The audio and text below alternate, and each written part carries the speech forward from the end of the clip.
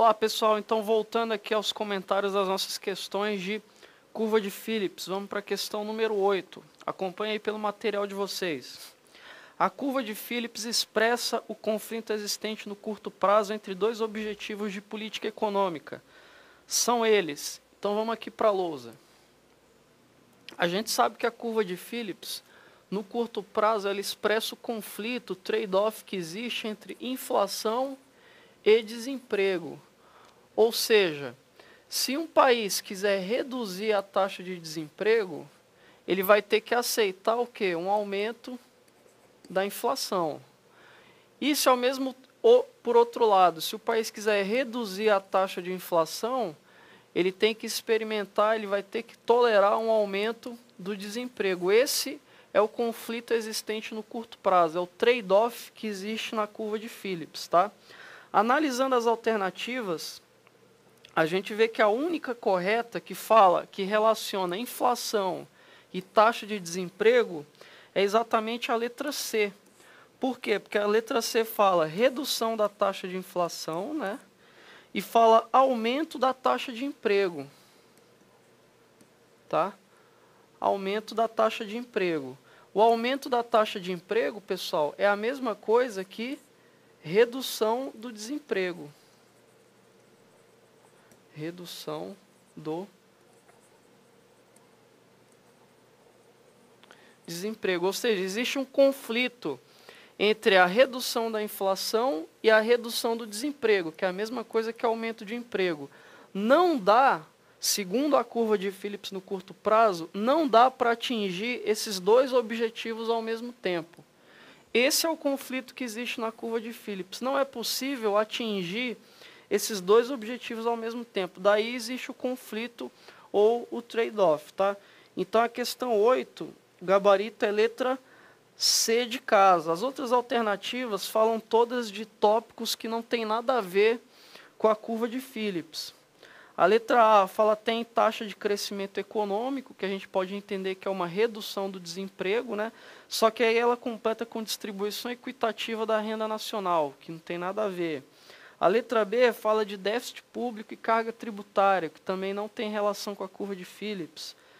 A letra D fala de redução de disparidade regional de renda, também não está relacionando, o trade-off da curva de Phillips não engloba essa disparidade regional de renda. E a letra E viaja mais ainda, né? Fala de balanço de transações correntes, estabilidade da taxa de câmbio. Então a questão 8, bem tranquila, né? Gabarito, letra C de casa. Vamos para a questão 9. Então, questão 9. A maioria dos economistas admite que, no curto prazo, a curva de Phillips seja negativamente inclinada. Então, no curto prazo, né, pessoal, os economistas admitem uma curva de Phillips negativamente inclinada. Aqui desemprego, aqui inflação. No longo prazo, eles aceitam que a curva de Phillips é vertical e vale a hipótese das expectativas racionais, né? E é que a economia tende para a taxa natural de desemprego. Tá? Então, continuando aí na número 9. Ocorrendo um choque agrícola positivo. Então, choque agrícola positivo. O que é um choque agrícola positivo? Significa uma safra agrícola que foi muito boa, né? Muito positiva e aumentou a quantidade de fatores de produção na economia. Em função de uma safra excepcional, é de se esperar que a referida curva... Pessoal, quando ocorre um choque agrícola positivo, se a gente fizer a análise do nosso modelo de oferta e demanda agregada, para analisar o que vai acontecer com os preços, a gente vai chegar à seguinte conclusão. Aqui a gente tem o equilíbrio inicial da economia, né? Preços, renda. Um choque agrícola positivo, ele aumenta a oferta agregada da economia, deslocando a curva de oferta agregada para a direita e para baixo. Então, o novo equilíbrio da economia vai ser exatamente aqui. Tá? Então, você vai ter um novo nível de preço e um novo nível de emprego. Então, ocorre esse choque agrícola positivo, provoca redução de preços e aumento do nível de emprego. Esse choque agrícola positivo, ele vai provocar um deslocamento da nossa curva de Phillips. Aí você vai falar, pô, vai ser para onde? Para a direita ou para a esquerda? É só você raciocinar, você vai ter que deslocar a curva de Phillips no sentido de quê? De uma redução de preços e aumento do nível de emprego. Tá? Então você vai deslocar a curva de Phillips para a esquerda.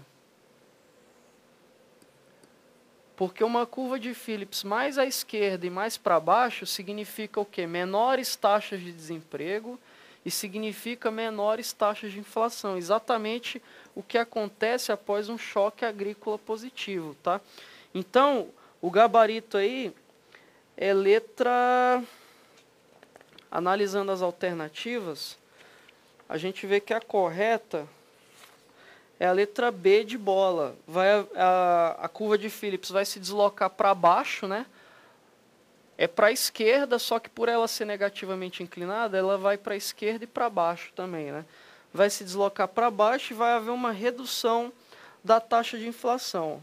Então, número 9, letra B de bola. Se houvesse um choque agrícola negativo, nós deslocaríamos a curva de Phillips para a direita. Tá? Choque agrícola negativo. Vou botar aqui choque negativo. Ou se a questão dissesse apenas choque. Se ela disser apenas choque, sem dizer se é positivo ou negativo, você desloca a curva de Phillips para a direita. Tá legal, pessoal? Bom, então... Passemos então da questão número 9, vamos para a questão número 10. Acompanhe pelo material de vocês uma questãozinha para variar um pouco, uma da ESAF, tá? Considere a seguinte equação para a inflação. Então, a questão deu a nossa conhecida equação da curva de Phillips, né? Deu a equação completa, a versão completa da curva de Phillips.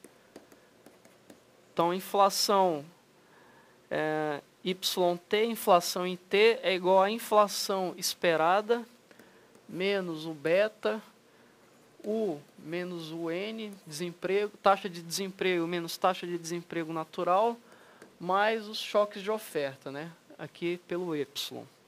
Aí na letra A ele diz o seguinte: se a inflação esperada é igual a alfa vezes a inflação de T menos 1, onde T menos 1 representa a inflação passada, e se alfa é igual a 1, B igual a 0 e Y igual a 0, a inflação será essencialmente inercial. Pessoal, parece bem difícil, mas não é, tá? É só você analisar, olha só. Ele está dizendo que a inflação esperada de um período é igual a alfa vezes a inflação do período anterior. Só que alfa é igual a 1. Se alfa é igual a 1, então a gente tem o seguinte, a gente tem que a inflação esperada, ela é exatamente igual à inflação do período anterior. Tá? Ou seja, ele está dizendo, por exemplo, se a inflação do período anterior é 10%, então a inflação esperada para o próximo período também vai ser 10%, é exatamente igual à inflação do período anterior. Aí ele diz que B igual a 0, beta igual a 0. Se beta igual a 0, então o que vai acontecer com esse termo aqui da equação? Vai ser igual a 0, né? E ele diz que Y é igual a 0, ou seja, isso aqui também é igual a 0. Então, a alternativa está dizendo o seguinte para a gente, que Y, a inflação de um período é igual à inflação esperada. E, ao mesmo tempo, a inflação do período é igual a quem? A inflação esperada não é igual à inflação do período anterior, então a gente tem isso aqui, ó. A inflação, o que essa equação está dizendo? Que a inflação de um período é exatamente igual à inflação do período anterior, já que beta é 0, Y é 0. Quando isso acontece, pessoal, a inflação ela é o quê? Essencialmente inercial, tá? Ela é essencialmente, ou também se viesse a palavra puramente, também estaria certo, tá? Está dizendo que a inflação aqui é puramente inercial, tá? Se a equação ficasse assim, por exemplo, YT igual a YT menos 1 mais Y, o que essa equação estaria dizendo para a gente? ela estaria dizendo o seguinte para a gente, que a inflação é inercial, em parte inercial e em parte de custos. Porque a inflação decorrente aqui do choque de oferta é uma inflação de custos, tá? Aqui nesse caso só tem esse componente, então a inflação ela é essencialmente ou puramente inercial, tá legal? Então a letra B está correta, tá legal? Vamos lá. Lembrando que a questão que é a incorreta, tá, pessoal? Então a letra A não é o gabarito.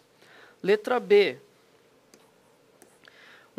Um aumento do preço internacional do petróleo representa um choque de oferta e tende a aumentar a inflação. Tá certo, o aumento do preço internacional do petróleo significa um aumento do custo, né?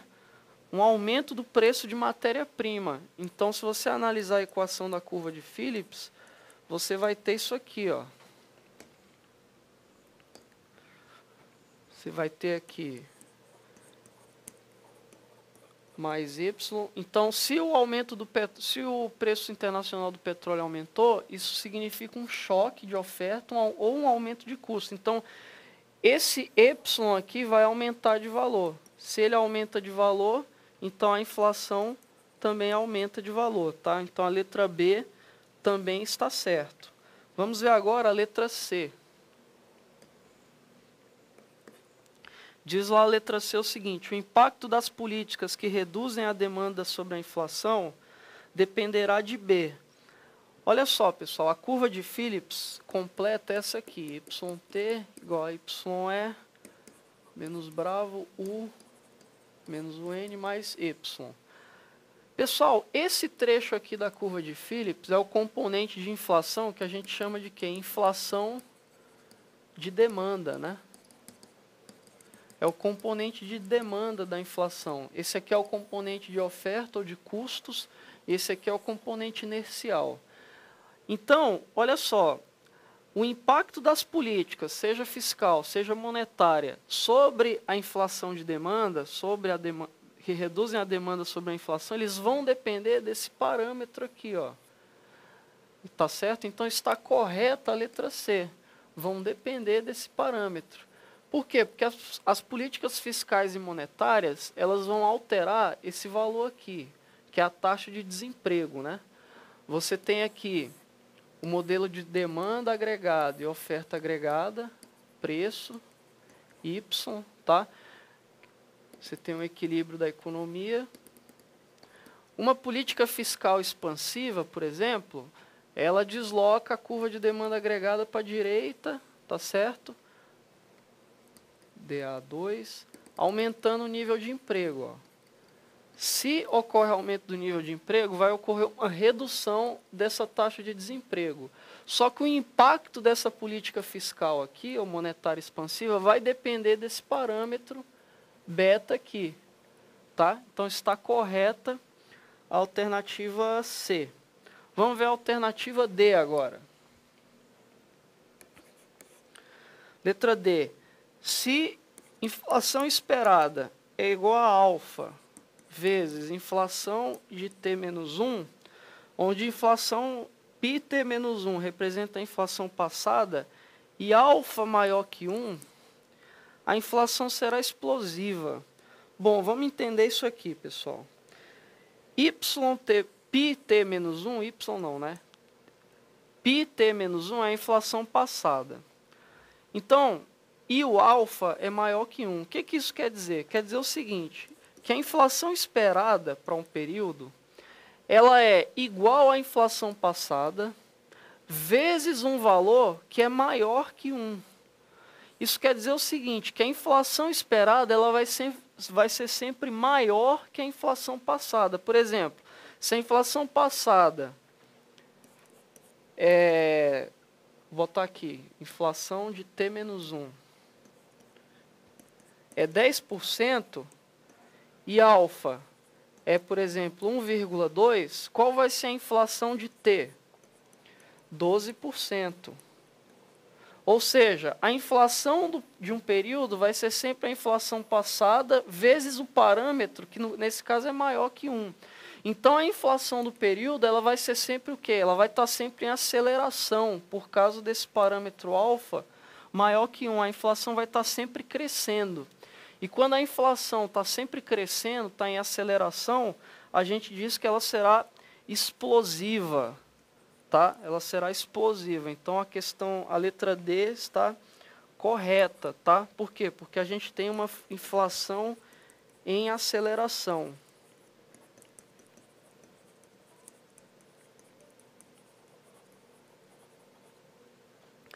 Vamos verificar agora a letra E.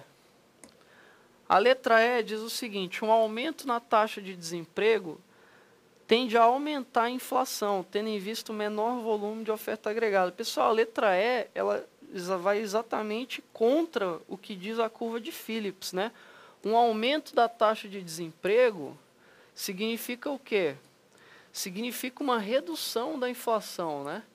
É justamente esse trade-off que diz a curva de Phillips. Diz que a inflação e o desemprego vão caminhando em sentido contrário. Então, a letra E, ela diz exatamente aquilo que vai contra a curva de Phillips. Então, a letra E está incorreta e ela é o gabarito da questão 16, da questão 10, tá, pessoal? Vamos encerrar essa aula por aqui. Na próxima aula a gente continua com os comentários da questão 11. Até lá.